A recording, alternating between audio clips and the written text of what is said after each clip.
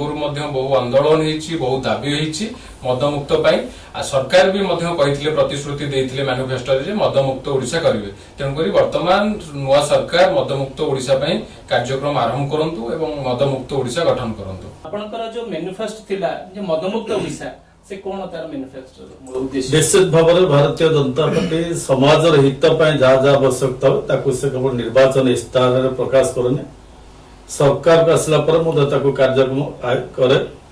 एबे आपण मन देखथबे जो कथा कहला रत्न भंडार चाबी खोला जीवो श्रीमंदिर चारि द्वार को खोला जीवो धान उपरे मिनिमम सपोर्ट प्राइस 3100 टंका करा जीवो सुभद्रा योजना को कार्यकारी करा जीवो एवं जगन्नाथ मंदिर सुरक्षा में 500 कोटी टंकार कॉर्पस फंड ये सरकार जोगे देछि। ये सरकार निर्वाचन इस्ताहार प्रमुख मुद्दा थिला मदमुक्त ओडिशा निर्माण हेबो से दिगरे आपण देखितबे एबे खूब कम दिन भितर हमर सामाजिक दक्षता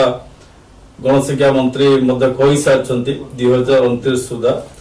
धीरे धीरे भाव में एक मदमुक्त ओडिशा निश्चित भाव सृष्टि से दिगरे सरकार प्रयासरत कार्यरत एतर कौन सन्देह नहीं।